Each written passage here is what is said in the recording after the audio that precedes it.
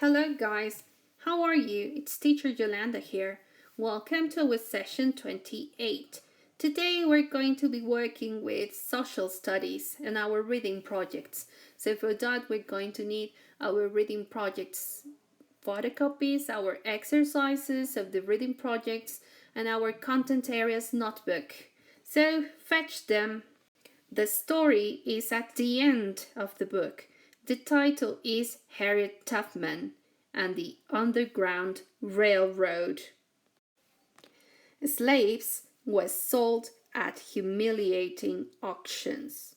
Auctions is when people try to give more money and more money and more money to buy, in this case, a person. Born a slave. Long before Harriet Tubman was born, her great-grandmother was taken from her home in Africa. The kidnappers packed Harriet's great-grandmother into a small wooden ship with hundreds of other Africans and sent her to the United States. Once she arrived, she was sold to the owner of a large farm called a plantation. She became a slave. Harriet's great-grandmother was the human property of a man she called her master. All of her children and grandchildren were slaves too. The slaves were forced to do hard labor and were punished cruelly at times. They received no pay, only meager food, and housing that was no better than of farm animals. That means that they were treated like animals or even worse. Many of them were never taught to read and write. Slaves had no freedom to go where they wanted, and sometimes they were not allowed to marry or raise their own children. Members of slave families could also be sold to different masters, breaking up the family. Harriet's entire family was forced to work without pay. Harriet was born as a slave around 1820. Like all the slave children, she could not run and play. She worked all the time. Harriet was a hard worker, but when she did not obey her owner, she was whipped cruelly. What is owner? Su dueño. Whipped, latigada. When she saw her owner sell two of her sisters, Harriet was terrified that she would also be sold and have to leave her family. So, Harriet's sisters were sold. Dreams of escape. When she was younger, Harriet tried to help an escaping slave. The slave's master threw a metal weight at her, and it struck her in the head.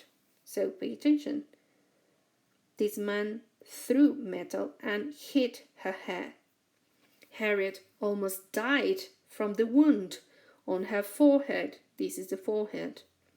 For the rest of her life, she had headaches and sleeping spells because of her injury. The weight left Harriet with a large scar on her head.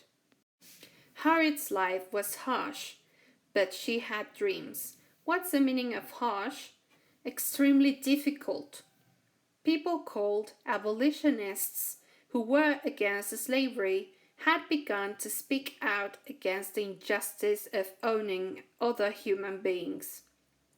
Some abolitionists helped slaves escape to northern states or to Canada, where slavery was illegal. Harriet dreamed of living as a free woman in the north. Slaves went to great lengths to escape to freedom. Some shipped themselves north in boxes. One man, Henry Box Brown, nearly died during his escape when the box he was in turned upside down for hours. Henry made it to Philadelphia. Freedom after 26 hours in his box. So imagine, he shipped, that means that he went in a ship, in a box. The Crafts were one of many families that use clever disguises to escape. What are disguises? Costumes. One light-skinned slave woman, Ellen Craft, disguised herself as a white man, accompanied by a slave. The slave was actually her husband, William Craft. The Crafts traveled by train and steamship and reached Philadelphia on December the 25th, 1848. So this is a woman and this is her husband. When Harriet started planning her own escape, she wanted her husband, a free slave, to join her. He refused, mocking her for wanting to leave, and threatened to report her to her master. What is threaten? Amenazó. But Harriet was determined to become a free woman. One day, Harriet's owner died. Harriet knew the slaves would be sold. It was time to go. Harriet and two of her brothers ran away. But soon after they left, the brothers gave up, forcing Harriet to return with them. If Harriet had continued, her brothers may have been tortured into revealing where she was going. Abolitionists helped allow Harriet to escape north.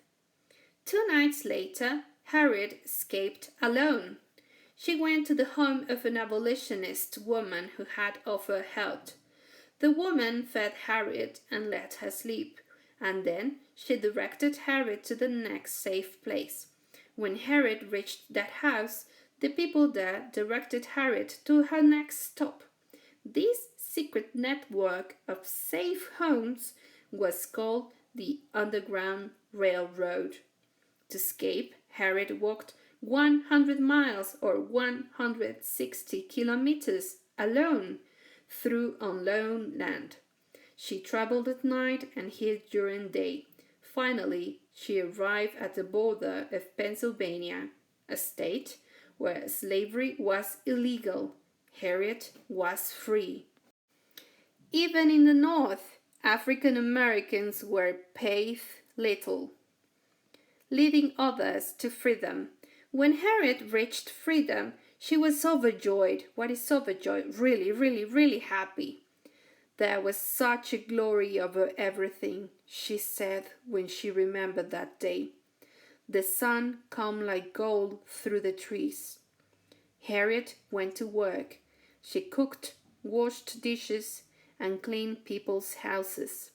Now that she was free, people actually paid her to work for them.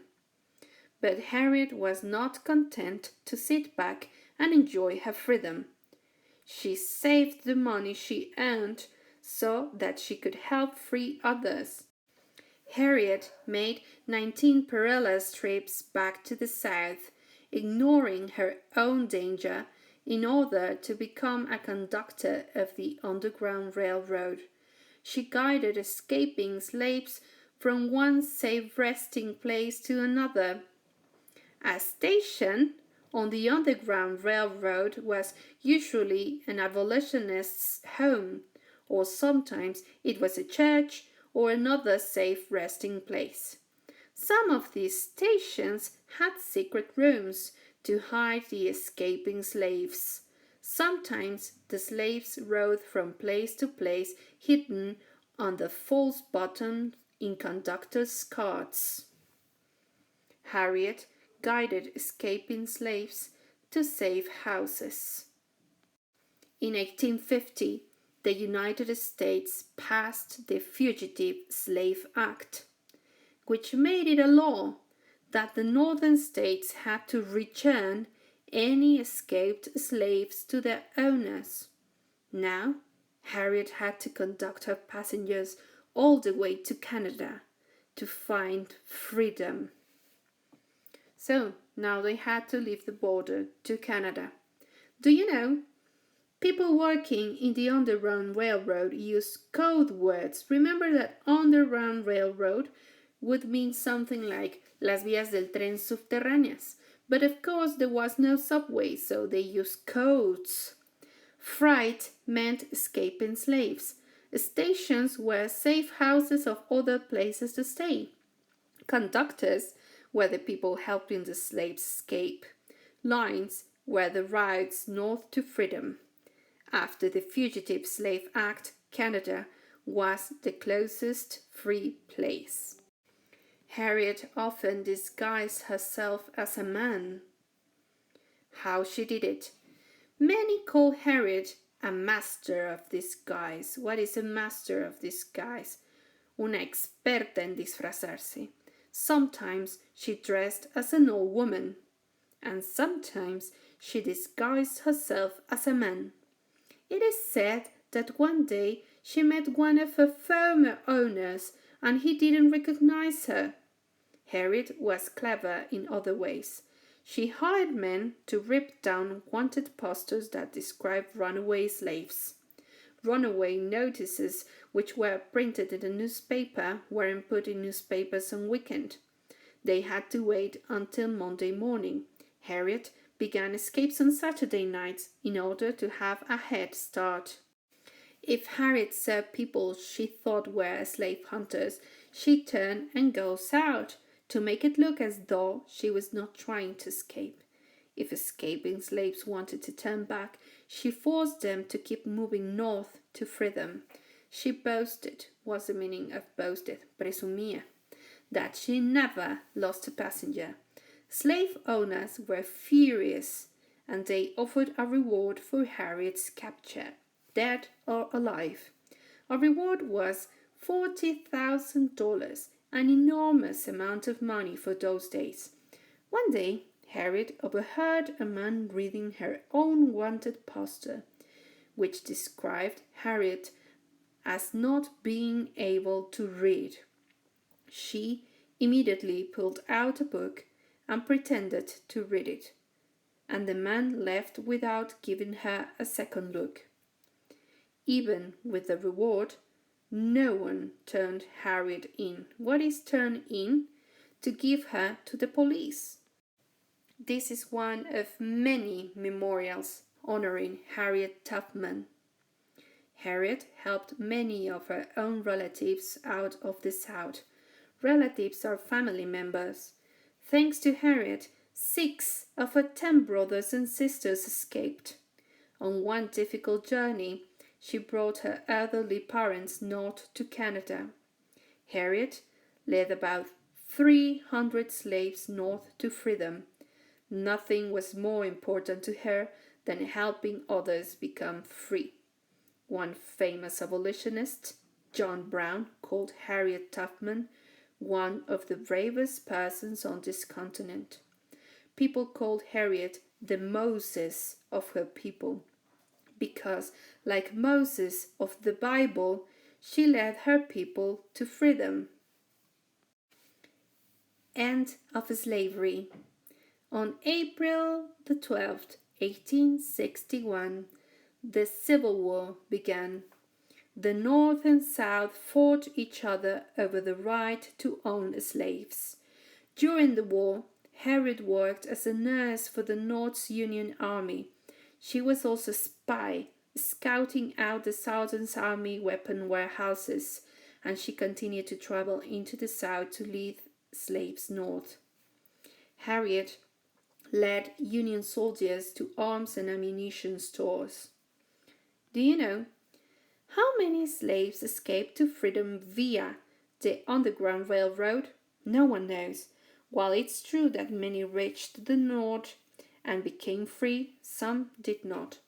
Many escaping slaves were discovered, captured, and returned to their masters. Others died while trying to flee. Flee is escape. The exact number of Underground Railroad successes is unknown, because secrecy was so terribly important. When the Civil War ended in 1865, slavery became illegal in the United States. Harriet remained and lived in Auburn, New York. She sold vegetables door to door. Harriet was very poor. Yet she turned her own house into a home for needy freed people. She worked for aid and education for freed slaves. Harriet also fought for the right of women to vote.